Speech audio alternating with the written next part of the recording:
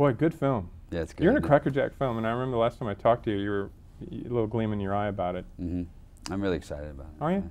Yeah, it's not taking away from anything, any of the projects I've been in before. This is the first one that is a movie that I would go see. This is the first one that is a movie that the kind of film that I go see. I go see Tom Clancy type movies, and this is a movie that I like a lot, and so I'm proud of that. You know what's nice about it? You got everyone, the director, all of you get after it in this film. Mm-hmm. Yeah. I mean, and there's an intellectual side to it. Mm-hmm. That never speaks down to the audience. Including the terrorist, which is great. He's not just some screaming, angry, Arab who's there because he's going to do it for Allah. You know, he's got a very specific motive and a very specific reason, and we understand it. We don't necessarily agree with it, but we understand how it happens and why, and it's interesting. There's a scene with great pop in it, and that's the one where you hogtie the guy. Oh yeah, that's fun. That scene just, the movie's moving along at its own rhythm, and then it takes off from there. From that point, I think the real change in it, though, there's still a lightness to that, because at that point, the movie is still us going after a specific problem. Right afterwards, when I lose my best friend, I think the movie changes tone completely after I shoot that guy, because from that point on, it's then a very personal problem and attack, and something that's not just about saving the world, it's about someone's killed my friend. And that's, there's a real sadness to it. Real sadness in what's going on inside you a little bit. Oh sure, yeah, he's a little darker, this guy. He makes some jokes, and he's got a little dark side. Yeah, he likes to grab who's ever in the car with him along for the ride. Yeah, sure, why not? He kind of enjoys that. Moments in this film, do you get lost in the moment easy? You know what I mean? Yeah, I think that's probably what I do better than. I'm not really great at that, the preparing for thing. I was never a method actor, so I don't spend a whole lot of time on backstory. I go in and somebody says, okay, here's the scene, and I just go, okay, let's do it. And then that's the moment, and I'm in that moment while we're there, and then not. So yeah. Is that moment easy for you to get to? Depends on the project. Depends on if I'm comfortable with the guy. This guy I was comfortable with. Right. There are certain projects that I'm not, and then it's a little trickier. I would imagine, and correct me if I'm wrong, but that the scripts are getting better, the projects are building up, and that you have to make more important decisions? Yes. Well, here's the thing.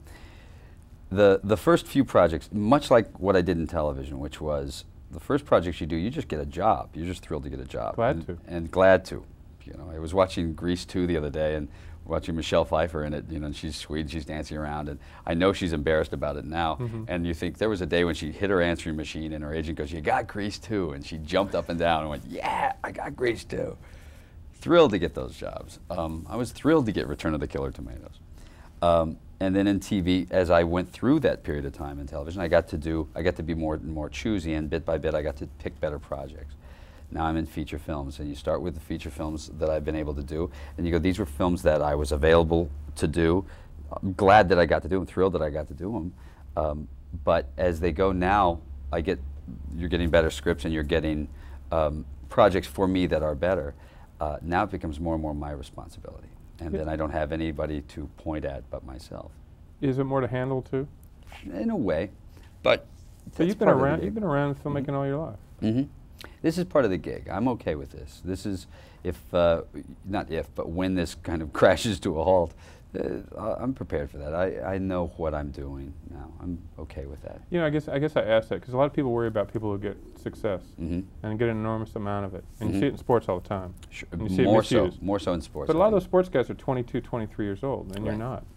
Well, no, I'm 24. Thanks for bringing that up. Yeah, that's right. I have the advantage I have is that it didn't happen to me when I was 22 or 23 years old. The disadvantage is I'm too old to do half of them anymore. Not true. But it's. Oh, you play younger. Yeah, I play much younger. Don't you think so? Yeah. No, I think I play a lot older than Leonardo DiCaprio, George Clooney. I don't know right who's going to do that part. I can't believe he beat me out of Romeo and Juliet. It's tough being a teen idol. I know, it's hard. I never liked that. Do you find acting as fulfilling now as when you started? More so now.